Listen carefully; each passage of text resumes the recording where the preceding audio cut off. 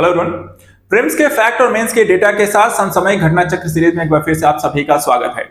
पहले वीडियो में हमने नेशनल और इंटरनेशनल करंट अफेयर्स के टॉपिक्स को डिस्कस कर लिया है और आज के हमारे टॉपिक में होने जा रहे हैं विज्ञान, पर्यावरण, आर्थिक मुद्दे और उसके साथ साथ खेलकूद संबंधित अन्य विविध टॉपिक्स को।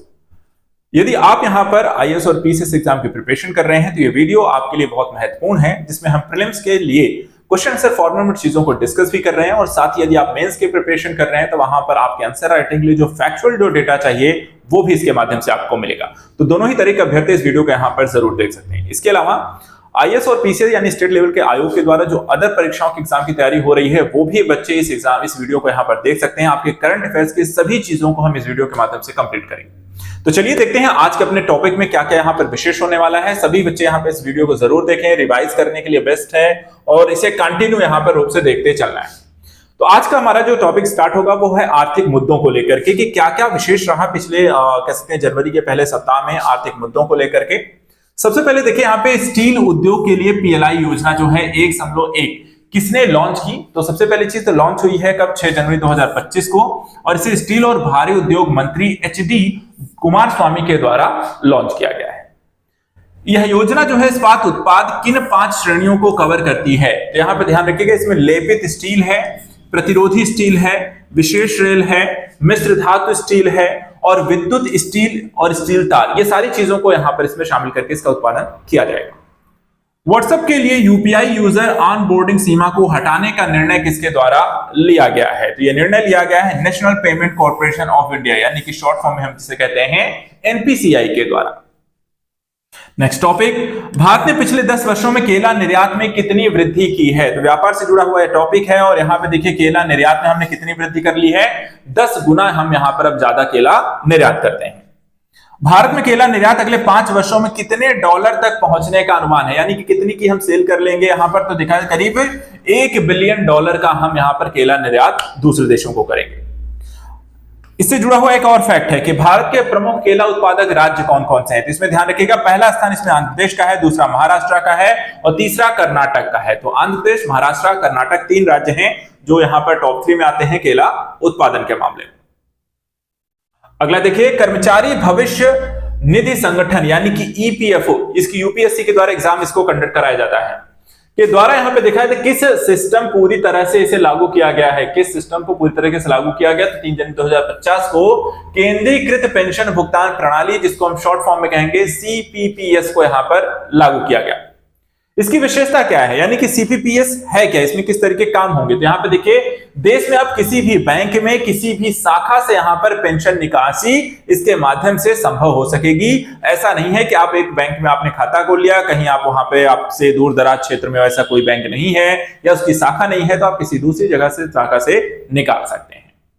इसके अलावा जनवरी 2025 से हम देखें तो पेंशन भोगियों के द्वारा स्थान, बैंक या शाखा बदलने को लेकर के किसके हस्तांतरण की आवश्यकता नहीं रह गई है, यानी कि पेंशन भुगतान आदेश, ऐसा अब यहां पर इसको लेने की जरूरत नहीं है कि भैया हमें एक बैंक से दूसरे बैंक में यहां पर उसे ट्रांसफर करने के लिए आपको पेंशन भुगतान आदेश लेकर जाना पड़ेगा, उसके बाद वो वहां पर ट्रांसफर करेंगे, तो ऐसा कुछ नहीं है। आसानी से आप कहीं से भी दूसरे बैंक की दूसरे शाखा से निकाल सकते हैं। लाभ क्या होगा, कितने पेंशन भोगियों को इस सुविधा के कारण लाभ मिल रहा है, तो देखिए करीब 68 लाख से अधिक लोगों को इससे फायदा यहां पर पहुंचेगा। किस पुनर्निर्मित ई नीलामी पोर्टल को लॉन्च किया गया है, ये क्वेश्चन यहां पर ध्यान रखिएगा, 3 जनवरी 2024 को लॉन्च किया गया है बैंकनेट, ठीक है। तो बैंकनेट क्या है, तो ये सार्वजनिक क्षेत्र के बैंकों के द्वारा संपत्तियों की ई नीलामी को सुव्यवस्थित करने का काम इस पोर्टल के माध्यम से किया जाएगा। इस पोर्टल पर कितनी संपत्तियां सूचीबद्ध हैं, तो ऑलरेडी यहां पर देखें तो 1,22,500 संपत्तियां सूचीबद्ध हैं। नेक्स्ट है, भारतीय स्टार्टअप इकोसिस्टम को वैश्विक स्तर पर बढ़ावा देने के लिए समझौता ज्ञापन किसने हस्ताक्षर किए हैं, इस पे हम देखते हैं उद्योग एवं आंतरिक व्यापार संवर्धन विभाग यानी कि डीपीआईआईटी और साथ ही साथ यहां पे स्टार्टअप पॉलिसी फोरम यानी एसपीएफ के द्वारा इस पर हस्ताक्षर किए गए हैं। नेक्स्ट देखते हैं अगला टॉपिक, FY24 यानी फाइनेंशियल ईयर 24 में पहली बार ग्रामीण गरीबी अनुपात जो है वो घटकर कितने % हो गई है, तो यहां पे देखिए जो नया डेटा आया है वो बताता है कि ग्रामीण गरीबी जो है वो 4.86% पर आ गई है। यह अनुपात फाइनेंशियल ईयर 2023 में कितना था? तो देखिए 7.2% था। 7.2 से घटकर कितना आ गया है? 4.86%। यह विश्लेषण किसने प्रस्तुत किया? तो एसबीआई के रिपोर्ट के द्वारा, यानी कि एसबीआई जो बैंक है आपका, उसने ये रिपोर्ट यहां पे प्रस्तुत की है। FY 24 में शहरी गरीबी अनुपात घटकर कितनी हो गई है? तो यहाँ पे 4.09% हो गई। तो ग्रामीण 4.86 है और शहरी कितना है? 4.09 है। दोनों ही 4 पे हैं, लेकिन कंफ्यूज नहीं रहना है। इस रिपोर्ट के अनुसार वित्त वर्ष 2024 में अनुपातिक जो गरीबी रेखा है वो क्या यहां पर रही है? तो अनुमानित जो गरीबी रेखा रही है वो 1632 रुपए प्रतिमाह यदि आप ग्रामीण क्षेत्र में, और 1944 रुपए प्रतिमाह जो शहरी क्षेत्र में है वो आपकी गरीबी रेखा है, पॉवर्टी लाइन है। यदि आप इससे नीचे यहां पर इनकम है आपकी, तो आपको गरीबी की श्रेणी में माना जाएगा। तो शहरी कितनी है? 1944 रुपए, और ग्रामीण कितनी है? 1632 रुपए। वर्ष 2011-12 में तेंदुलकर समिति के द्वारा निर्धारित गरीबी रेखाएं क्या थी? तो उनके द्वारा देखिए 816 रुपए ग्रामीण और 1000 रुपए शहरी निर्धारित किया गया था। तो यहां पे देखिए लगभग डबल आपको हो चुकी हैं ग्रामीण और शहरी। रिपोर्ट के अनुसार भारत की गरीबी दर जो है वर्तमान में कितनी हो सकती है? तो कहा गया है कि 4 से लेकर के 4.5% तक भारत की गरीबी की स्थिति हो सकती है, गरीबी की दर है। एनपीसीआई के द्वारा यूपीआई एप्स के लिए नई मार्केट कैप अनुपालन समय सीमा कब तक यहां पर बढ़ा दी गई है?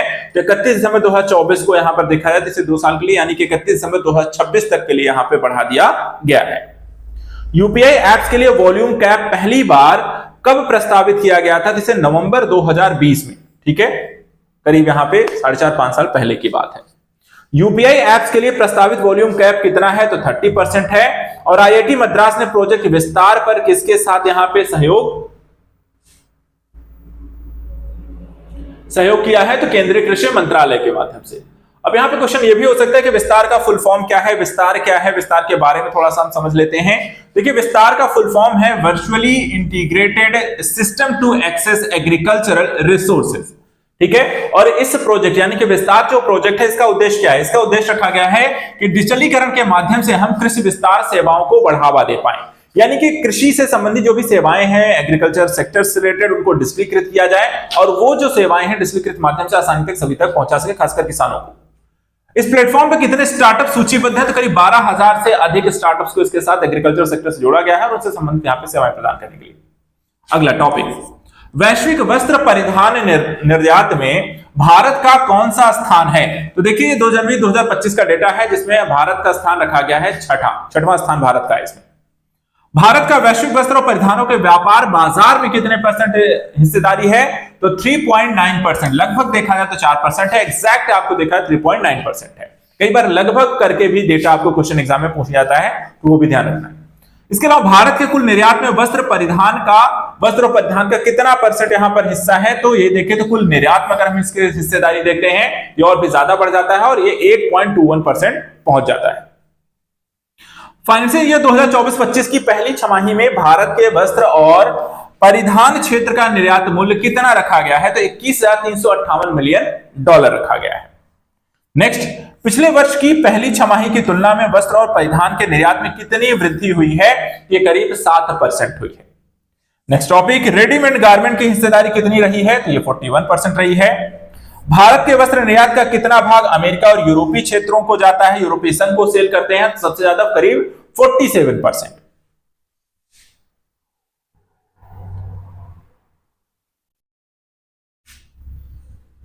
इसके बाद फाइनेंशियल ईयर 2023-24 में कितने मूल्य के वस्त्र और परिधानों को आयात किया गया? तो हमने $8,946 मिलियन, करीब 15% की इसमें कमी आई है जो पिछले साल के अनुपात में, तो हमने यहां पर आयात कम किया है। फिर भी देखा जाए तो $8,946 मिलियन का हमने आयात किया है। वर्ष 2024 में वाहन बिक्री में कितनी वृद्धि हुई है? तो 9%। और वर्ष 2024 कितने वाहन बेचे गए? तो करीब 26 मिलियन से अधिक हमने वाहन सेल किए हैं। प्रधानमंत्री फसल बीमा योजना और पुनर्गठित मौसम आधारित फसल बीमा योजना को किस वर्ष तक बढ़ा दिया गया है? तो इसे 2025-26 के लिए इसे बढ़ा दिया गया है, जो किसानों को बीमा यहां पर आपको प्रोवाइड कराया जाएगा उनकी फसलों पर। इन फसल बीमा योजनाओं को किसके साथ संरेखित करने के लिए बढ़ाया गया है? तो 15वां जो वित्त आयोग की सिफारिशों के अनुरूप यहां पर इसे बढ़ा दिया गया है। इन योजनाओं का कुल बजट बढ़कर कितना हो गया? 69,515 करोड़, जो 2021-22 से करीब 2025-26 के लिए है, करीब 5 साल। पीएम फसल बीमा योजना कब शुरू की गई थी? तो 18 फरवरी 2016 को शुरू हुआ है, 2026 तक यहां पर हो जाता है, इसके 10 साल आपके पूरे हो जाएंगे। नेक्स्ट देखते हैं, अक्टूबर 2024 में सेवाओं के निर्यात का मूल्य क्या था? तो ये देखिए 34.31 बिलियन डॉलर जो है हमने सेवाओं का निर्यात किया। भारत का देखें तीनों ही सेक्टर, एग्रीकल्चर, इंडस्ट्री और आपको सर्विस सेक्टर में सबसे ज्यादा जो पावरफुल और मजबूत हमारी इकोनॉमिक बनाता है वो आपका सर्विस सेक्टर है। और यहां पे हमने कितना निर्यात किया है? 34.31 बिलियन डॉलर का। अक्टूबर 2023 के मुकाबले सेवाओं के निर्यात में कितने प्रतिशत वृद्धि हुई है? तो हमने करीब 22.3% की वृद्धि की है, यानी तिमाही के आधार पर यहां पर एक अच्छी खासी ग्रोथ देखने को मिली है। इसके अलावा भारतीय इस्पात उद्योग प्राधिकरण लिमिटेड यानी सेल ने दूसरी बार कौन सी प्रमाणन प्राप्ति की है? तो ग्रेट प्लेस टू वर्क का प्रमाणन यहां पर मिला है सेल को। नेक्स्ट देखते हैं, यह प्रमाणन किस अवधि के लिए दिया गया है? तो जनवरी 2025 से लेकर के जनवरी 2026 यानी सॉरी यहां 24 से 25 के लिए यहां पर यह प्रोवाइड आपको किया गया है, जनवरी 2024 से लेकर के जनवरी 2025 के लिए। इसके बाद सर्टिफिकेशन के लिए सर्वेक्षण किसने किया है? तो ग्रेट प्लेस टू वर्क का अंतरराष्ट्रीय संगठन के द्वारा यहां पर इसका सर्वेक्षण किया जाता है।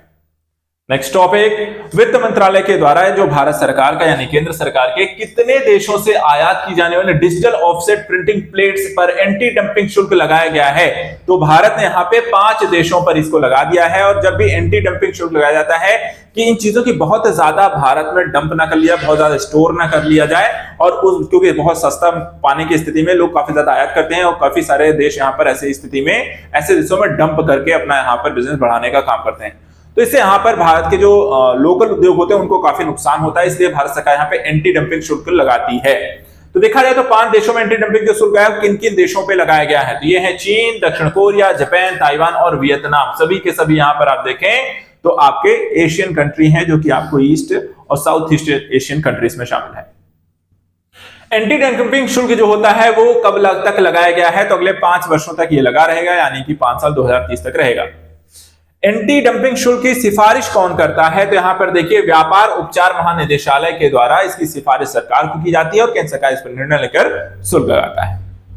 नेक्स्ट टॉपिक, वित्त वर्ष 2024-25 की दूसरी तिमाही में भारत में विदेशी स्वामित्व वाली संपत्तियों में कितनी गिरावट आई है? तो यहां पर आप देखें USD 19.8 बिलियन की यह गिरावट दर्ज की गई है।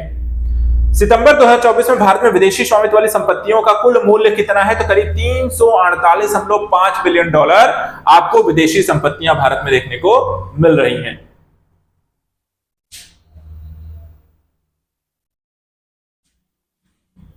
इसके बाद देखिए भारत अब विदेशी मुद्रा भंडार के मामले में विश्व में किस स्थान पर है? दिसंबर 2024 तक देखें तो हम यहां पर जो डेटा है चौथा है। ये आगे हो सकता है अगले कुछ महीनों में जब हम करंट अफेयर पढ़े तो वहां पर फिर से ये बदलाव देखने को मिलेगा। इसके अलावा भारत ऑस्ट्रेलिया आर्थिक सहयोग व्यापार समझौते के तहत 2021-22 इसमें द्विपक्षीय वस्तु व्यापार में कितनी वृद्धि आपको देखने को मिली है? तो यहाँ पे देखिए 2 गुना हो चुका है। जो पहले 12 बिलियन डॉलर था वो बढ़ करके हो गया है करीब 26 बिलियन डॉलर, यानी 2 गुने से भी ज्यादा। इसके अलावा 2023-24 में ECTA के बाद भारत का ऑस्ट्रेलिया से निर्यात कितने % बढ़ा है? तो ये आप देख सकते हैं करीब 14% की वृद्धि यहां पर बढ़ी है, भारत की निर्यात क्षमता बढ़ी है। भारत का वर्ष 2023-24 में कोयला उत्पादन कितना था? तो ये देखिए आप डेटा ध्यान रखिएगा, 997.826 मिलियन टन का हमने कोयला उत्पादन किया। कब से कब? 2023-24 के फाइनेंशियल ईयर में ये किया गया है। इसके अलावा भारत के कोयला उत्पादन कितने % की हमने वृद्धि की है? तो करीब 11.71% की ये वृद्धि दर्ज की गई है। वर्ष 2030 में घरेलू कच्चे कुकिंग कोयले के उत्पादन का कितना अनुमान लगाया गया है? तो ये करीब 140 मिलियन टन का अनुमान लगाया गया है। कुकिंग कोयला उत्पादन को बढ़ावा देने के लिए कोयला मंत्रालय ने कौन सी पहल यहां पे शुरू की है? तो मिशन कुकिंग कोल। राष्ट्रीय सांख्यिकी कार्यालय ने अपने पहले अग्रिम अनुमान में वर्ष 2024-25 के लिए भारत की जीडीपी में कितनी वृद्धि का अनुमान लगाया है? तो 7 जनवरी 2025 को हम देखें तो यहां पे ये करीब आपको 6.4% की वृद्धि का अनुमान लगाया गया है। वर्ष 2023-24 में भारत की जीडीपी की वृद्धि दर कितनी रही? तो 8.2% यहां पर रही। इसके बाद वर्ष 2024-25 की दूसरी तिमाही में भारत का चालू खाता घाटा यानी कि सीएडी कितना हो गया है? तो 500 ये आपका 11.2 बिलियन डॉलर, जो करीब की जीडीपी का आपको देखा जाए तो 1.2% आपको देखने को मिलता है। और इस दौरान पण्य व्यापार घाटा, मर्चेंडाइज मेड ट्रेड डिफिसिट जो है बढ़कर के हमारा हो गया 75.3 बिलियन डॉलर का। तो घाटा हमारे यहां पर आपको देखा जाए तो बढ़ा है। इसके अलावा वर्ष 2024 से 25 की दूसरी तिमाही में शुद्ध सेवाओं की प्राप्ति बढ़कर कितनी हो गई है, तो 44.5 बिलियन डॉलर की हो गई है। सेवाएं क्योंकि हम ज्यादा निर्यात करते हैं तो उसका असर यहां पे देखने को मिलता है। इसके बाद भारतीय रिजर्व बैंक ने किसे डीबीएस बैंक इंडिया का नाम का नया सीईओ नियुक्त करने के प्रस्ताव को मंजूरी दे दी है। तो रजत वर्मा बनने जा रहे हैं आपके डीबीएस बैंक इंडिया के सीईओ। डीबीएस बैंक इंडिया के वर्तमान जो सीईओ हैं सुरोजित सोम जो है सेवानिवृत्त हो गए आपके 28 फरवरी 2025 को हो चुके हैं ऑलरेडी, क्योंकि हम जनवरी का पढ़ रहे हैं तो फिर मार्च की चीजें चल रही हैं, लेकिन ये ऑलरेडी जा चुके होंगे। चलिए, तो ये हो गया आपका इकोनॉमिक पोर्शन में क्या क्या चीजें डेवलप हुई हैं पिछले, और कौन कौन से टॉपिक इंपॉर्टेंट थे वो हमने देखे। अब आते हैं साइंस के मुद्दे पर। विज्ञान के क्षेत्र में क्या क्या बदलाव हुए हैं, कौन से नई करंट डेवलपमेंट यहां पर हुई है, उसके बारे में हम डिस्कस करेंगे। तो आप सभी अब यहां पर पढ़ेंगे करंट अफेयर्स के साइंस पोर्शन को। अब देखिए यहां पे पहला है कि दक्षिण पूर्व इंग्लैंड में क्या महत्वपूर्ण खोज की गई है। तो डायनासोर के सैकड़ों पदचिन्ह जो है यहां पे प्राप्त हुई है। डायनासोर के ये जो पदचिन्ह है किस काल के हैं, तो मध्य जुरासिक काल के हैं, जो लगभग आज से 166 मिलियन वर्ष पहले का है। इस स्थान को क्या उपनाम दिया गया है, तो इसे डायनासोर हाईवे कहा गया है। इतने सारे पदचिन्ह मिल गए हैं कि वो डायनासोर लगता है जाते जाते थे तो उसे डायनासोर हाईवे कह दिया गया। ड्यूअर्स फॉर्म खदान को डायनासोर हाईवे क्यों कहा गया, क्योंकि बड़ी संख्या में डायनासोर के पदचिन्ह यहां पर मिले। एग्जैक्ट कहां पर यह स्थित है ड्यूअर्स फॉर्म खदान, तो ऑक्सफोर्डशायर यूनाइटेड किंगडम में ये आपको पाया गया है, इसकी खोज हुई है। किस आकाशगंगा के अंतिम छोर में नवजात आकाशगंगा के निर्माण की खोज की गई है, तो NGC 3785 जहां पर नवजात आकाशगंगा का निर्माण हो रहा है वो स्थल, उसको ये नाम दिया गया है। किसके बीज PSLV C60 की मिशन के साथ प्रक्षेपित होने के 4 दिनों बाद अंकुरित हो गए, तो गौचना काउपी बीज इसे हम कहते हैं। इसरो ने कब PSLV C60 मिशन को लॉन्च किया था, तो 3 दिसंबर 2024 को इसको लॉन्च किया गया। नेक्स्ट देखते हैं, अंतरिक्ष में बीज बोने में से पौधे उगाने के लिए इसरो के किस मानव रहित प्रायोगिक मॉड्यूल के तहत इसे अंजाम दिया गया है, तो इसको नाम दिया गया था क्रॉप्स। क्रॉप्स का जो फुल फॉर्म है compact research module for orbital plane studies. किस मिशन के तहत इसरो चंद्रमा की कक्षा में मात्र लड़कियों को यहां पर भेजने की तैयारी कर रहा है, तो मिशन शक्तिसैट, जिसमें लड़कियों से भेजी जाएंगी। और मिशन शक्तिसैट की जो संभावित तिथि है उसे रखा गया है सितंबर 2026 तक।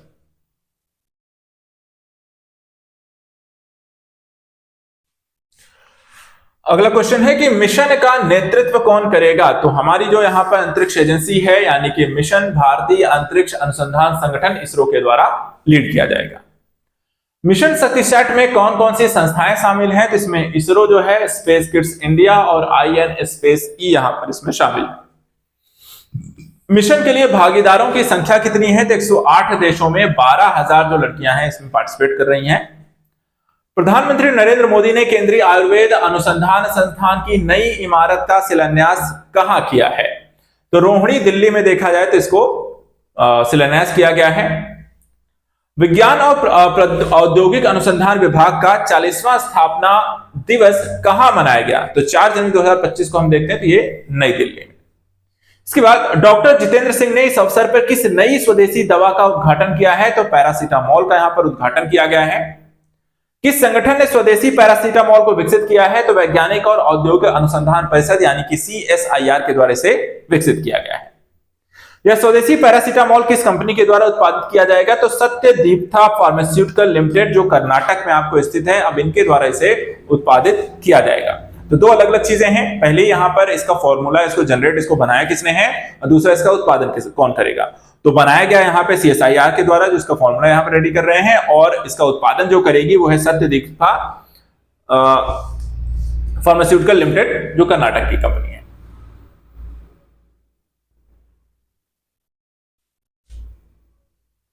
नेक्स्ट यहां पर कि डोजर पुश माइनिंग विधि का सफल परीक्षण कहां किया गया, तो देखिए अंबिकापुर छत्तीसगढ़ में इसका परीक्षण किया गया। क्वेश्चन ये भी है कि यह विधि क्या है, तो यहां पर देखिए डोजर पुश माइनिंग जो है मानव रहित मशीनों के द्वारा कोयला खनन का काम जो किया जाता है उसको हम डोजर पुश माइनिंग कहते हैं। एनटीपीसी लिमिटेड ने थोरियम आधारित ईंधन के विकास को लेकर के किसके साथ एक रणनीतिक समझौते पर हस्ताक्षर किए हैं? तो ये देखिए, ये है clean core thorium energy CCTE USA. अभी हम देखें तो यूरेनियम मोस्टली जो है ऊर्जा उत्पादन परमाणु संयंत्रों के जो रिएक्टर्स आपको तैयार किए जाते हैं, जिसके माध्यम से परमाणु ऊर्जा घर यहाँ पे तैयार होते हैं, बिजली का उत्पादन करते हैं, तो उसमें मोस्टली यूरेनियम का प्रयोग होता है। लेकिन थोरियम यहाँ पर भारत में बहुत मात्रा में पाई जाती है और अब इसी के शोध अनुसंधान और इस पे आधारित ऊर्जा को डेवलप करने के लिए ये यहाँ पर आपको एनटीपीसी लिमिटेड के द्वारा समझौता किया गया है यूएसए की company clean core thorium energy के साथ। इसके बाद टुलानेरिया यानी कि खरगोश बुखार का संक्रमण किस देश में फैला है? तो संयुक्त राज्य अमेरिका में ये फैला हुआ था, उस कारण ये चर्चा का विषय बना।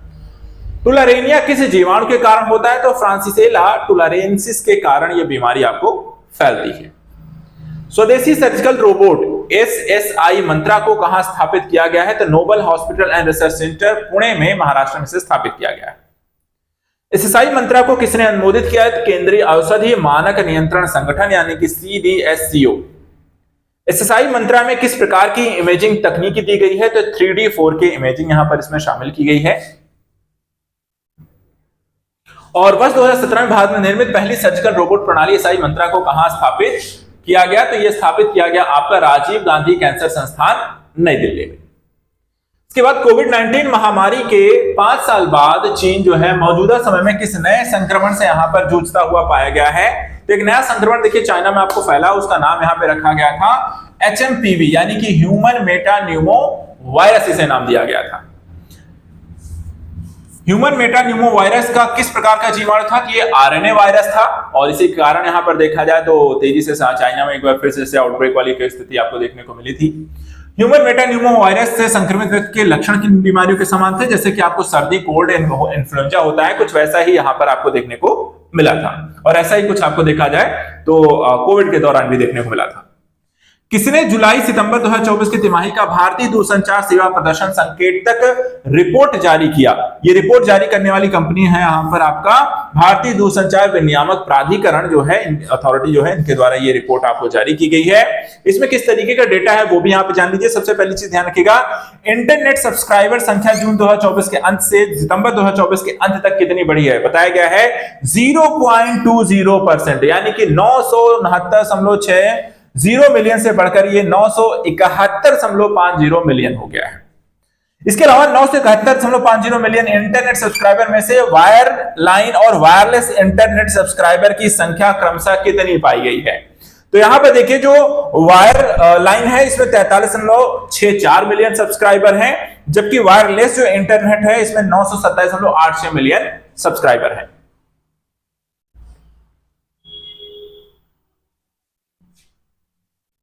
इसके बाद इंटरनेट सब्सक्रिप्शन की संरचना के तहत ब्रॉडबैंड और नैरो बैंड इंटरनेट सब्सक्राइबर की संख्या यहां पर कितनी है? तो 944.39 मिलियन है और ब्रॉडबैंड और नैरो बैंड जो है 27.11 मिलियन इंटरनेट सब्सक्राइबर हैं। इसके अलावा वायर लाइन टेली घनत्व जून 2024 से सितंबर 2024 के अंत तक कितनी बढ़ी? तो 2.50 से बढ़कर के 2.63% यानी कि 0.13% में वृद्धि हुई है। वायरलेस सेवा के लिए मासिक औसत ARPU में कितनी वृद्धि हुई है? ये बताया गया है करीब 157.45% से बढ़कर के 172.57% यहां पर हो गई है। इसके अलावा वायरलेस सेवा के प्रति जो उपयोगकर्ता हैं उनकी मासिक जो औसत राजस्व में साल दर साल के आधार पर इस तिमाही में कितनी वृद्धि हुई है? तो राजस्व में हम देखें तो करीब 15.31% की आपको वृद्धि देखने को मिली है। एक और क्वेश्चन है कि भारत में टेलीफोन जो सब्सक्राइबर की संख्या सितंबर 2024 में घटकर कितनी रह गई? तो 1190.66 मिलियन। भारत में टेली घनत्व जून 2024 से सितंबर 2024 तक कितना रहा? तो ये 50.95 से घट करके 84.69% यहां पर मामूली गिरावट दर्ज की गई है। कुल सब्सक्रिप्शन में ग्रामीण सब्सक्रिप्शन का हिस्सा कितना है? तो 44.39% आपको जो सब्सक्रिप्शन है आपको दिखा है तो ग्रामीण क्षेत्रों का है। वायरलेस सब्सक्राइबर संख्या में जून 2024 से सितंबर 2024 तक यहां पर कितनी कमी आई है? तो यहां पर हम देखें तो आपको 1170.53 मिलियन से घटकर 1153.72 मिलियन यहां पर हो गई है। तो ये आपको एक मामूली आपको इसमें गिरावट भी यहां पर आपको देखने को मिलती है। अगला टॉपिक कि सितंबर 2024 तक भारत में कितने निजी उपग्रह टीवी चैनल जो थे वो अनुमोदित किए गए थे, तो 912 थे। 30 सितंबर 2024 तक भारत में भुगतान करने वाले सक्रिय जो डीटीएच सब्सक्राइबर होकर कितने हो गए हैं, तो 59.91 मिलियन, यानी कि धीरे धीरे यहां पर डीटीएच सेवाएं बढ़ी हैं। 30 सितंबर 2024 तक भारत में कितने निजी एफएम रेडियो हैं, तो 388 रेडियो हैं ऐसे एफएम रेडियो। 30 सितंबर 2024 तक हम भारत में कितने सामुदायिक रेडियो स्टेशन सक्रिय हैं, तो 513 हैं। एक तरीके से अगर आपको भारत में दूरसंचार की स्थिति, उसके प्रभाव, बढ़ता घनत्व जैसे चीजें अगर मेंस में लिखने को आती हैं, तो आप इन डेटा का प्रयोग करके मेंस आंसर राइटिंग में बता सकते हैं कितना यहाँ पे वृद्धि हो रही है, किस तरीके से लोगों को जोड़ा जा रहा है, उसके क्या प्रभाव यहाँ पर है। तो यहाँ पर आप डेटा जो है अच्छा यूज कर सकते हैं इसके लिए। इसके अलावा एनएबीएल का चेयरपर्सन किसे नियुक्त किया गया है, तो आप देखें डॉक्टर संदीप शाह को एनएबीएल का चेयरमैन नियुक्त किया गया है। और एनएबीएल से अगर आपसे पूछा जाए इसका पूरा नाम क्या है, तो यहाँ पे राष्ट्रीय परीक्षण अंशशोधन प्रयोगशाला प्रत्यानयन बोर्ड। डॉक्टर शाह ने पहले किस समिति की अध्यक्षता की है, तो यहाँ पर देखिए आपने मेडिकल लैब्स प्रत्यायन सुधार समिति की भी इनके द्वारा अध्यक्षता की जा चुकी है। एनएबीएल की यहाँ पे स्थापना कब हुई, तो 1988 में की गई। और एनएबीएल का आपसे मुख्यालय पूछा जाए कहां है, तो गुड़गांव में है। भारतीय अंतरिक्ष अनुसंधान संगठन इसरो ने किस मिशन को यहां पे लॉन्च किया है, जिसे नाम दिया गया स्पेसडेक्स मिशन। स्पेसडेक्स मिशन का पूरा नाम क्या है, तो वो भी यहां पे देख लेते हैं। ये नाम आपको है स्पेस डॉकिंग एक्सपेरिमेंट। स्पेसडेक्स जो है मिशन कहां लॉन्च किया गया है, तो ये क्वेश्चन यहां पे ध्यान रखिएगा। सतीश धवन अंतरिक्ष केंद्र श्रीहरिकोटा में लॉन्च किया गया। स्पेसडेक्स मिशन किस रॉकेट से लॉन्च किया गया, तो पीएसएलवी C60 से इसे लॉन्च किया गया था। यह मिशन किस कक्षा में यहां पे लॉन्च किया गया है, तो एलईओ यानी कि निम्न पृथ्वी वृत्ताकार कक्षा, लो अर्थ सर्कुलर ऑर्बिट में से स्थापित किया गया है। स्पेसडेक्स मिशन कितने छोटे अंतरिक्षयान भेजेगा, तो दो यहां पर अंतरिक्षयान, जिसमें एक चेजर है, दूसरा यहां पे टारगेट है। चेजर और टारगेट अंतरिक्षयानों का वजन क्रम कितना है, तो देखिए प्रत्येक का वजन 220 किलोग्राम है।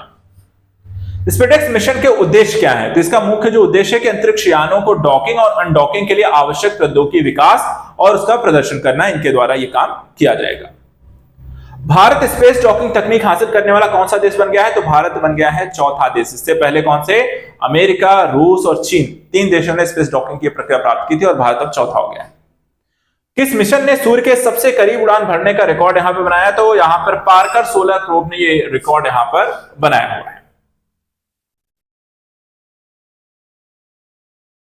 अगला देखते हैं चांद। पार्कर सोलर प्रोब सूर्य के सतह के कितना पास पहुंचा, 3.8 मिलियन मील यानी कि 6.1 मिलियन किलोमीटर तक यहां पर यह पहुंच गया था। इसके बाद पार्कर सोलर प्रोब की कितनी गति, ठीक है, कितनी गति से सौर वातावरण से गुजरा, तो 6.2 लाख किलोमीटर प्रति घंटे से गुजरा है। यह कितना तापमान सह सकता है, तो लगभग 1430 डिग्री सेल्सियस। सौर वातावरण से गुजरते समय इसे कितना तापमान झेलना पड़ा, तो लगभग 980 degree Celsius. Parker solar probe कब लॉन्च किया गया था, तो वर्ष 2018 में।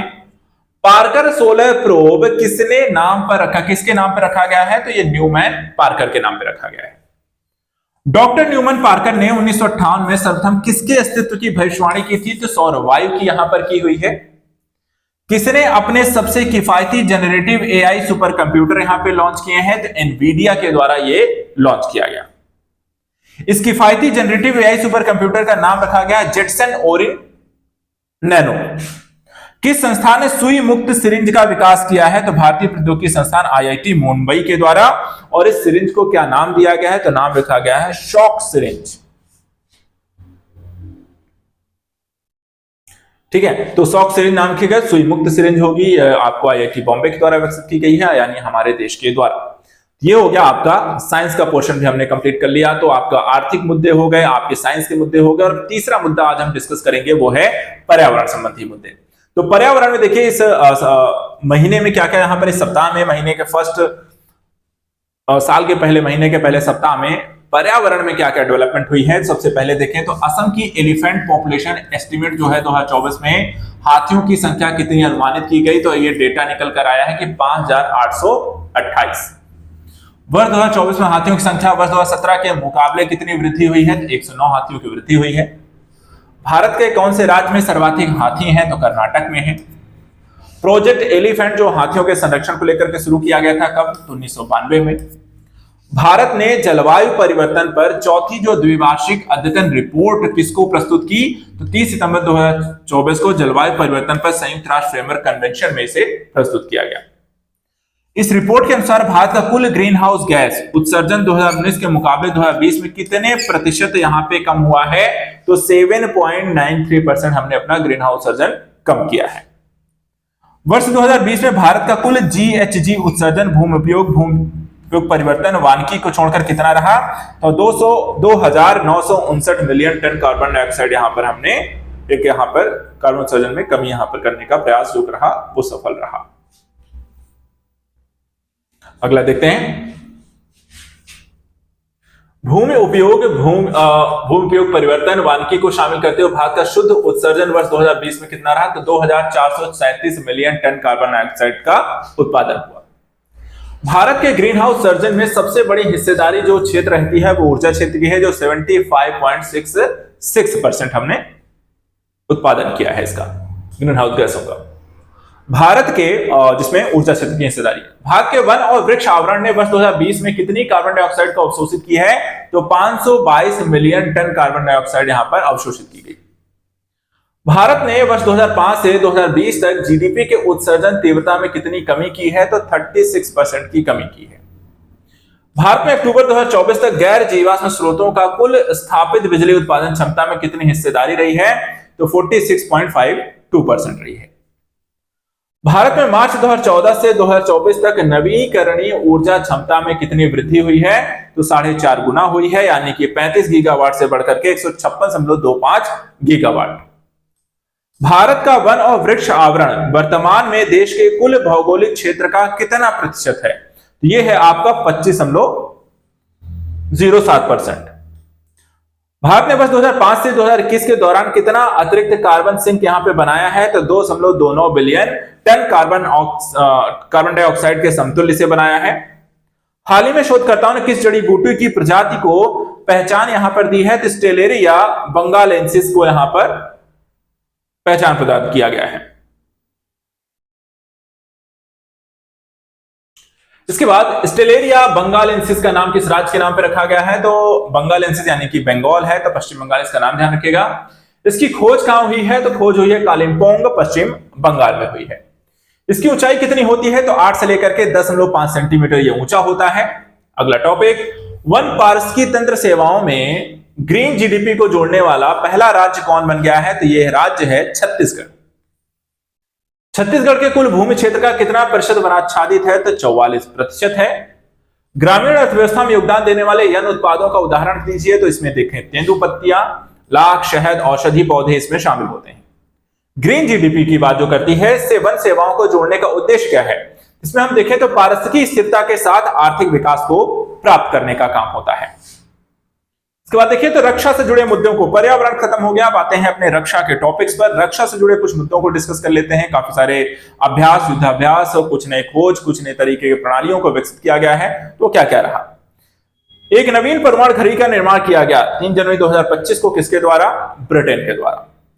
इस एटॉमिक घड़ी का निर्माण ब्रिटेन में किसने किया? तो रक्षा विज्ञान और प्रौद्योगिकी प्रयोगशाला DSTL के द्वारा इसे विकसित किया गया है। इसका उद्देश्य क्या है? इसका उद्देश्य है कि अधिक सुरक्षित और खुफिया सैन्य संचालन जो ब्रिटेन को यहां पर विकसित करना है, उससे उसको मदद मिलेगी। यह किस तकनीक पर निर्भरता को कम करेगा? तो जीपीएस सिस्टम जो अमेरिका का मोस्टली है, उससे यहां पर उनको निजात मिल सकती है। भारतीय नौसेना के द्वारा मानसिक स्वास्थ्य पर एक कार्यक्रम कहां आयोजित किया गया? तो नई दिल्ली में। कार्यशाला की विषय वस्तु क्या रही? देखिए, मानसिक स्वास्थ्य पर आत्म परिवर्तन और आंतरिक जागरण का यह मुद्दा यहां पर उठाया गया और इसी थीम पर इसे डेवलप किया गया। किस स्वदेशी फास्ट पेट्रोल वेसल्स यानी कि FPV को लॉन्च किया गया? तो ये है आपका अमूल्य और अक्षय, दोनों के नाम यहां पे ध्यान रखिएगा। ये किसके द्वारा निर्मित किए गए? तो हमारा जो गोवा शिपयार्ड लिमिटेड है GSCL, उनके द्वारा आपको अमूल्य और अक्षय स्वदेशी फास्ट पेट्रोल वेसल्स को डेवलप किया गया है। किसके लिए बनाए गए हैं? तो इसका उपयोग देखिए भारतीय तटरक्षक बल के द्वारा किया जाएगा और इसकी प्रमुख विशेषताएं ध्यान रखिएगा कि इसकी लंबाई 52 मीटर है और इसका वजन जो है 320 टन का है। भारतीय तटरक्षक बल का ALHMK मार्क 3 हेलीकॉप्टर कहां दुर्घटनाग्रस्त हो गया है? तो पोरबंदर गुजरात में हुआ है। और ALH मार्क 3 हेलीकॉप्टर किस कंपनी के द्वारा बनाया गया था? तो हिंदुस्तान एरोनॉटिक्स लिमिटेड यानी कि हॉल के द्वारा। ALH मार्क 3 हेलीकॉप्टर में कौन से उन्नत उपकरण शामिल हैं? तो इसमें उन्नत रडार, इलेक्ट्रो ऑप्टिकल संचार जैसी सेंसर्स आपको इसमें शामिल किए गए हैं। नेक्स्ट देखते हैं, INS सुशील किस बंदरगाह का दौरा यहां पे किया गया? तो डकार बंदरगाह सेनेगल में 3 से 7 जनवरी 2025 के मध्य। 8वीं ब्रिक्स MNS कार्य अध्ययन सम्मेलन कहां आयोजित किया गया? 3 से 4 जनवरी के मध्य देखा जाए तो ये नई दिल्ली में इसका आयोजन किया गया है। सम्मेलन की थीम क्या रही? जो भी सम्मेलन पढ़ रहे हैं कब कहां हुआ है, कौन कौन से देश में शामिल होते हैं और थीम क्या रही है, इतना आप जरूर पढ़ के जाइए। जैसे इस सम्मेलन की जो थीम है, नर्सिंग में क्षमता निर्माण और दक्षता रखा गया था। अध्यक्षता देखिए किसके द्वारा की गई है सम्मेलन की? तो मेजर जनरल इग्नाटियस डेलोस फ्लोरा के द्वारा यहां पर इसकी अध्यक्षता की गई। यह सम्मेलन कब से आयोजित किया जा रहा है? तो वर्ष 2006 से इसको लगातार आयोजित कर रहे हैं।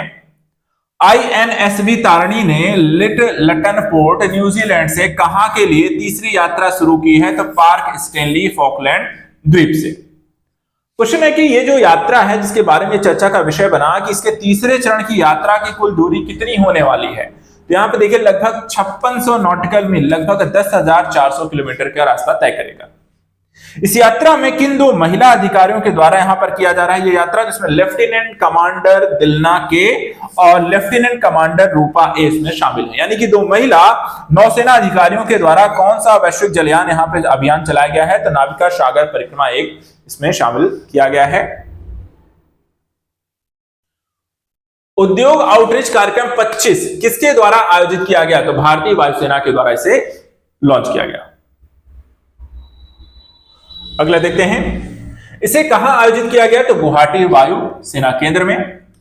IOE 25 का उद्देश्य, यहां पे इस कार्यक्रम का यहां पे उद्देश्य क्या है?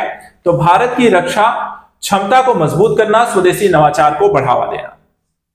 रक्षा मंत्रालय ने सर्वसम्मति से वर्ष 2025 को किस रूप में मनाने का निर्णय लिया? तो ये देखिए सुधारों का वर्ष यानी ईयर ऑफ रिफॉर्म्स के तौर पर। भारत ने म्यांमार के साथ सीमा पर कितने किलोमीटर की बाड़ लगाने का काम पूरा किया है? तो लगभग 9 किलोमीटर अगर हम देखें तो 2 जनवरी 2025 को यह काम पूरा कर लिया है। भारत और म्यांमार की सीमा को बाढ़ युक्त किया जा रहा है। क्वेश्चन यह भी हो सकता है कि भारत और म्यांमार की सीमा है कितनी? तो देखें 1643 किलोमीटर है, जिसमें 9 किलोमीटर बाढ़ लगाई गई है। किस देश ने UAV 122 सुपरसोनिक मिसाइल का सफल परीक्षण किया है? तो तुर्की के द्वारा देखा जाए तो यह परीक्षण किया गया। किस मानव रहित लड़ाकू हवाई वाहन से सफल परीक्षण किया गया है? तो वायर कटर अंकसी के ड्रोन के माध्यम से यह परीक्षण किया गया। भारतीय नौसेना का कौन सा जहाज पोर्ट लुइस मॉरिशस पहुंचा? तो INS सर्वेक्षक यहां पर जो है मॉरिशस पहुंचा है। INS सर्वेक्षक किस मिशन में शामिल होने वहां पहुंचा है? तो संयुक्त जलीय सर्वेक्षण के लिए भारत और मॉरिशस यहां पर मिलकर काम करेंगे, उसके लिए यहां पर भारत का ये INS जो सर्वेक्षक पहुंचा है। कहां पर है? संयुक्त जलीय सर्वेक्षण के लिए आपको मॉरिशस गया हुआ है। इस जहाज को पहले किन देशों में सर्वे किया है? तो Sri Lanka, Mauritius, Seychelles, Tanzania, Kenya, कई सारे देशों में हम देखें तो इसने ऑलरेडी सर्वेक्षक का काम किया हुआ है इन देशों के साथ मिलकर के। किन 2 देशों के बीच संयुक्त सैन्य अभ्यास सूर्य किरण का 18वां संस्करण संपन्न हुआ? तो 31 दिसंबर से लेकर के 13 जनवरी तक यहां पे 2 हफ्ते का यह अभ्यास भारत और नेपाल के मध्य हुआ। तो सूर्य किरण जो है नाम ध्यान रखेगा, ये क्वेश्चन एग्जाम में आता भी है। यह सैन्य अभ्यास कहां आयोजित किया गया? तो सैन्य अभ्यास जो आयोजित हुआ है सालझंडी नेपाल में आयोजित किया गया। संयुक्त राष्ट्र महासचिव एंटोनियो गुतेरस ने किस भारतीय सैन्य अधिकारी को श्रद्धांजलि दी है? तो 25 दिसंबर 2024 को हम देखते हैं तो ब्रिगेडियर अमिताभ झा को यह श्रद्धांजलि दी गई है। ब्रिगेडियर अमिताभ झा किस क्षेत्र में कार्यरत थे? तो गोलन की घाटियों में उन्हें तैनात किया गया था। और गोलन की पहाड़ियां किनके बीच विवाद का विषय रही हैं? तो सीरिया और इजराइल के मध्य। और यहां पर इस विवाद के कारण जो गोलाबारी हो रही थी वहां पर इनकी शहीद हो जाते हैं। चलिए अब लास्ट के कुछ ऐसे मुद्दे जिनको अभी तक हमने विभिन्न टॉपिक में डिस्कस नहीं किया है। हमने क्या क्या पढ़ लिया? राष्ट्रीय मुद्दे पढ़ लिए, अंतरराष्ट्रीय मुद्दे पढ़ लिए, आर्थिक विज्ञान पढ़ लिया हमने, पर्यावरण पढ़ लिया और रक्षा के मुद्दे पढ़ लिया, और लास्ट हमने विविध पढ़ना है। तो विविध में चलिए देख लेते हैं। जम्मू कश्मीर और लद्दाख थ्रू द एजेस पुस्तक का विमोचन किसने द्वारा? कई सारे पुस्तकें आपसे पूछे जाते हैं एग्जाम में। ये पुस्तक जो है अमित शाह केंद्रीय गृह मंत्री और सहकारिता मंत्री के द्वारा लॉन्च किया गया है, विमोचन किया गया है। पुस्तक कितने खंडों में प्रस्तुत की गई है? तो 7 में। इस पुस्तक के जो संपादक हैं वो हैं रघुवेंद्र तंवर। विश्व अंतर्मुखी दिवस कौन से दिवस कब मनाए जाते हैं? ये भी एक क्वेश्चन बनता है। पुस्तकें हो गई, दिवस हो गए, डे हो गए, ये सब चीजें। तो किस विश्व अंतर्मुखी जो दिवस मनाया जाता है वो 2 जनवरी 2025 को मनाया जाता है। ठीक है, विश्व अंतर्मुखी दिवस 2025 की थीम क्या रही? तो शोर भरे विश्व में कुछ शांति और स्थिरता। Tripping down the Ganga, a son's exploration of faith, इस पुस्तक के लेखक कौन है? तो इसका लेखक है सिद्धार्थ कपिला। इन pursuit of democracy beyond party lines की पुस्तक किसकी लेखक कौन है? तो नजमा हेपतुल्ला। तो सभी पुस्तकों के नाम जरूर ध्यान रखिएगा, एग्जाम में पूछे जाते हैं कोई ना कोई पुस्तक। India before the Ambanis, a history of Indian business, money and economy, इस पुस्तक को किसके द्वारा लिखा गया? तो लक्ष्मी सुब्रमण्यम। इसी तरीके से the Delhi model, a bold new road map to building a developed India, इस पुस्तक को किसके द्वारा लिखा गया है? जैस्मिन शाह के द्वारा। एक और पुस्तक है the Nehru development model, history and it's lasting impact, इस पुस्तक को लिखा गया है अरविंद पनगड़िया के द्वारा। अगला है thermonomics and indigenous and sustainable economics model, पुस्तक के लेखक जो है श्री राम बालासुब्रमण्यम के द्वारा लिखा गया है। एक और पुस्तक यहां पे देखिए, the lion, the admiral and cat called by Uma Vijayalakshmi, इस पुस्तक के जो लेखक हैं वी रघुनाथन हैं। इसी तरह ग्लोबल फैमिली डे किस तिथि को मनाया जाता है? तो 1 जनवरी को।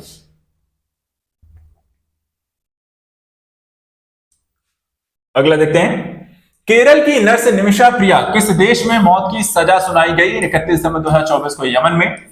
निमिषा प्रिया को यमन के किस नागरिक की हत्या के लिए मौत की सजा मिली है? तो तलाल अब्दो मेहदी, वर्ष 2017 में। तलाल अब्दो मेहदी की मौत का कारण क्या था? दवाइयों का ओवरडोज देने के कारण उनकी मौत हो जाती है। निमिषा प्रिया को मौत की सजा मंजूरी किसने दी? यमन के राष्ट्रपति राशिद अल अलीमी के द्वारा। निमिषा प्रिया पेशे से नर्स हैं और यह काफी यहां पे फेमस हो गया था, इसके कारण यहां आपको ध्यान रखना है। SBI life spell bee season 14 या ग्रैंड फिनाले कहां आयोजित हुआ? 23 दिसंबर 2000 कोलकाता में। SBI life special bee season 14 का राष्ट्रीय चैंपियन कौन बनी है? तो छाया एमवी, ठीक है, ये आपको बनी है 14 की विनर। छाया एमवी ने कौन सा खिताब जीता है? Special master of India. Air marshal Jitendra Mishra ने किस कमान का कार्यभार संभाला है? तो भारतीय वायुसेना की पश्चिमी कमान जो सौंपी गई है वो आपको एयर मार्शल जितेंद्र मिश्रा को। केंद्रीय रिजर्व पुलिस बल यानी कि सीआरपीएफ का कार्यवाहक महानिदेशक किसे नियुक्त किया गया था? तो यह नियुक्त किया गया विपुल कुमार को। अगला देखिए, वर्ष 2023 का राष्ट्रीय तानसेन सम्मान पुरस्कार को लेकर के भी एग्जाम में काफी क्वेश्चन आपको पूछे जाते हैं ना, तो वो देख लेते हैं। वर्ष 2023 का राष्ट्रीय तानसेन सम्मान किसे प्रदान किया गया? डॉक्टर स्वप्न चौधरी जो कि कोलकाता से हैं। यह पुरस्कार किस राज्य सरकार के द्वारा दिया जाता है? तो राष्ट्रीय तानसेन पुरस्कार मध्य प्रदेश सरकार के द्वारा दिया जाता है। राष्ट्रीय तानसेन सम्मान के प्रदान की जाने वाली सम्मान राशि होती है वो 5 लाख रुपए होती है। पंडित स्वप्न चौधरी किस वाद्य यंत्र से संबंधित हैं? नाम भी पूछे जाते हैं कि कौन से वाद्य यंत्र को लेकर के कौन सा व्यक्ति यहां पर फेमस है और किसको क्या पुरस्कार मिला है। ये तबला बजाते हैं। वर्ष 2023 का राजा मानसिंह तोमर सम्मान किस संस्था को प्रदान किया गया? तो सानंद न्यास जो कि इंदौर का है। राष्ट्रीय संकल्प योजना दिवस ये कब मनाया जाता है? 30 दिसंबर को। किस पूर्व आईपीएस और महावीर मंदिर न्यास समिति के सचिव का 74 वर्ष की उम्र में निधन हो गया? तो आचार्य किशोर कुणाल का। किशोर कुणाल का जन्म कहां हुआ था? मुजफ्फरपुर, बिहार में। किशोर कुणाल ने अयोध्या राम मंदिर के लिए क्या दान किया था? 10 करोड़ रुपए और सोने का धनुष। डेप्ट sustainability of national government in India, इस पुस्तक के लेखक जो है हरिकृष्ण द्विवेदी हैं।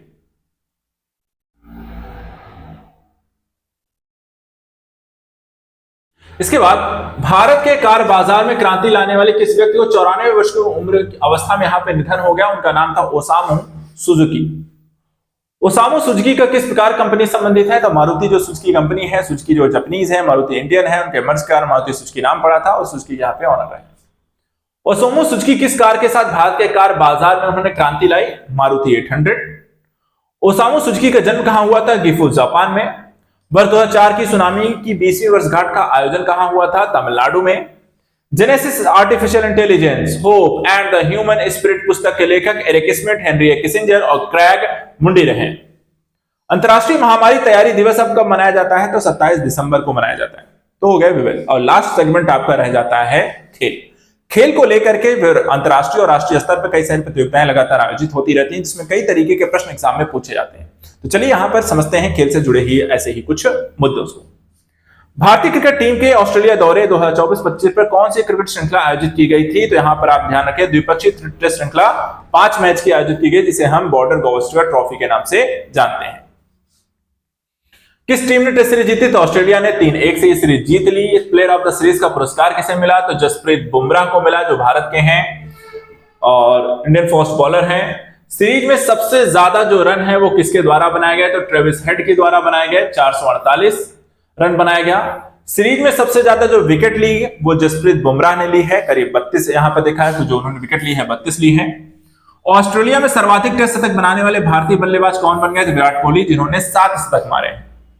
पहले ये रिकॉर्ड सचिन तेंदुलकर के नाम था, जिन्होंने इससे पहले यहां पर देखा है तो 6 शतक मारा था।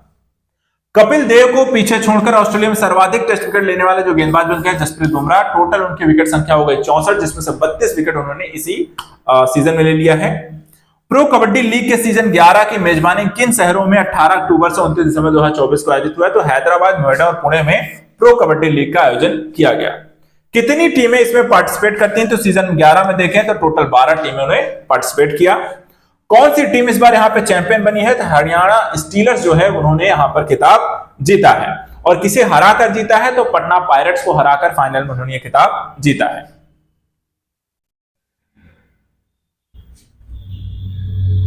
नेक्स्ट देखते हैं, सर्वाधिक मूल्यवान खिलाड़ी किसे घोषित किया गया? मोहम्मद रेजा साडलोई, जो हरियाणा स्टीलर्स से खेल रहे थे। सर्वश्रेष्ठ डिफेंडर का जो पुरस्कार दिया गया नीतीश कुमार को, जो तमिल थलाइवास के लिए खेल रहे थे। सर्वश्रेष्ठ रेडर का जो पुरस्कार दिया गया देवांग, पटना पायरेट्स के। New young player of the season का पुरस्कार अयान लोछाप, जो पटना पायरेट्स के लिए खेल रहे थे। अगला टॉपिक, पहली किंग कप इंटरनेशनल बैडमिंटन 2024 का आयोजन कहां किया गया? 27 से 29 दिसंबर शेंजेन, चीन में इसका आयोजन किया गया। स्वर्ण पदक किसने जीता? तो स्वर्ण पदक जीता है एंडर्स एंटोनसन, जो डेनमार्क के हैं। रजत पदक जीता है हु झू एन, चीन के हैं। कांस्य पदक किस खिलाड़ी ने जीता? तो लक्ष्य सेन ने, जो भारत के हैं। Senior national men's handball championship 2024 किस टीम ने यहां पर यह खिताब जीता है? तो सीनियर नेशनल मेंस हैंडबॉल का खिताब केरल ने जीता है। Retired sport person empowerment training programme किस मंत्रालय ने लॉन्च किया है? तो केंद्रीय युवा मामले और खेल मंत्रालय के द्वारा यह प्रोग्राम को लॉन्च किया गया है। और इसमें रिटायर्ड एथलीट्स के लिए रीसेट प्रोग्राम लॉन्च किया गया है, जिसके माध्यम से आवश्यक ज्ञान और कौशल से उन्हें यहां पर सशक्त बनाने का काम किया जाएगा। रीसेट जो है इसका जो लाभ क्या होगा? इसका लाभ क्या है? तो रिटायर्ड जो एथलीट्स के अनूठे कौशल, उभरते एथलीट यहां पर उससे लाभान्वित होंगे, एक तरीके से आदान प्रदान किया जाएगा।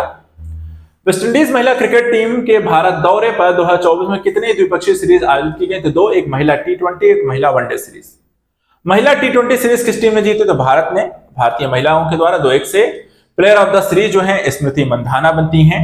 सीरीज में सबसे ज्यादा रन किसने बनाए? तो स्मृति मंधाना ने करीब 193 रन बनाए। सीरीज में सबसे ज्यादा विकेट राधा यादव ने 6 विकेट लिए। महिला वनडे सीरीज किस टीम ने जीती? तो भारतीय महिलाओं के द्वारा 3-0 से जीता गया।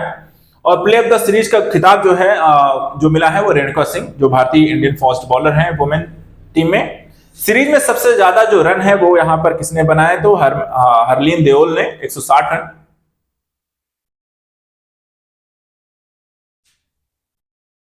इसके बाद सीरीज में सबसे ज्यादा विकेट रेणुका सिंह ने 10 विकेट लिए। किस भारतीय स्पिन गेंदबाज ने अंतरराष्ट्रीय क्रिकेट से संन्यास ले लिया? रविचंद्रन अश्विन। उन्होंने कितने टेस्ट विकेट लिए हैं? तो 537 विकेट लिए हैं। कौन सा टेस्ट रिकॉर्ड उन्होंने मुथैया मुरलीधरन के साथ साझा किया? सबसे ज्यादा प्लेयर ऑफ द सीरीज का पुरस्कार, 11 पुरस्कार उन्होंने जीते। अनिल कुंबले के बाद टेस्ट में सबसे ज्यादा विकेट लेने वाले दूसरे जो भारतीय गेंदबाज बने हैं वो रविचंद्र अश्विन ही थे। भारतीय घरेलू प्रथम श्रेणी क्रिकेट में सबसे तेज शतक लगाने का रिकॉर्ड अनमोल सिंह के नाम हो गया है, जिन्होंने 35 गेंद पे शतक लगाया। किस भारतीय महिला बल्लेबाज ने महिला T20 इंटरनेशनल में संयुक्त रूप से सबसे तेज अर्धशतक लगाने का रिकॉर्ड यहां पे बनाया? ऋचा घोष के द्वारा 18 गेंदों पे अर्धशतक बनाया गया। किस टीम के विरुद्ध उन्होंने यह शतक लगाया? तो वेस्ट इंडीज महिला टीम के खिलाफ। ऋचा घोष ने किन के रिकॉर्ड की बराबरी की? तो सोफी डिवाइन न्यूजीलैंड और फोएबे लिचफील्ड ऑस्ट्रेलिया के ये जो खिलाड़ियां हैं इनके साथ इन्होंने ये पुरस्कार को साझा किया है, यानी कि रिकॉर्ड की यहां पे बराबरी की है। महिला टेस्ट में सबसे तेज शतक किसने लगाया? तो नेट स्काइवर ब्रंट के द्वारा इंग्लैंड की हैं, जिन्होंने 96 गेंद पे यह शतक लगाया। किस टीम के विरुद्ध? तो दक्षिण अफ्रीका महिलाओं के खिलाफ इन्होंने ये रिकॉर्ड बनाया है। नेट सीवर ब्रंट ने किसके रिकॉर्ड को तोड़ा? तो शेफाली वर्मा के, जिन्होंने 113 गेंद में इससे पहले शतक लगाया था। सचिन तेंदुलकर ने किसकी मानद सदस्यता स्वीकार कर ली है? तो मेलबर्न क्रिकेट क्लब एमसीसी की यहां पर सदस्यता मिल गई है अब सचिन को। मेलबर्न क्रिकेट क्लब की स्थापना कब हुई थी? तो 1838 में हुई थी। सातों महाद्वीपों की सबसे ऊंची चोटियों को फतह करने वाली सबसे कम उम्र की महिला कौन बन गई है? काम्या कार्तिकेय, जो यहां पर भारत की हैं। और यह ऐतिहासिक उपलब्धि किस उम्र में उन्होंने प्राप्त की है? तो 17 साल की उम्र में उन्होंने सातों महाद्वीपों की सबसे ऊंची चोटियों को फतह कर लिया है। इस तरीके से पहले हफ्ते में हमने यहाँ पे जनवरी में जो जो घटनाक्रम डेवलप हुए थे, आपके एग्जाम के लिए जरूरी थे, उनको हमने यहाँ पे रिवाइज कर लिया है। नेक्स्ट वीडियो में हम यहाँ पे जनवरी के दूसरे सप्ताह से समसामयिक घटनाओं को लेकर डिस्कस करेंगे। आप इन वीडियो को लगातार देखने के लिए चैनल को सब्सक्राइब करके जरूर रखें और आगे की तैयारी करने के लिए आप हमारे साथ आजाद एकेडमी लर्निंग ऐप के माध्यम से आईएएस, यूपीपीसीएस, बीपीएससी, सीजीपीएससी और अदर यहाँ पर स्टेट ओरिएंटेड एग्जाम के लिए हमारे साथ जीएस सामान्य अध्ययन के टॉपिक्स के लिए जुड़ सकते हैं। फिलहाल आज के लिए इतना ही। Thank you so much and good luck.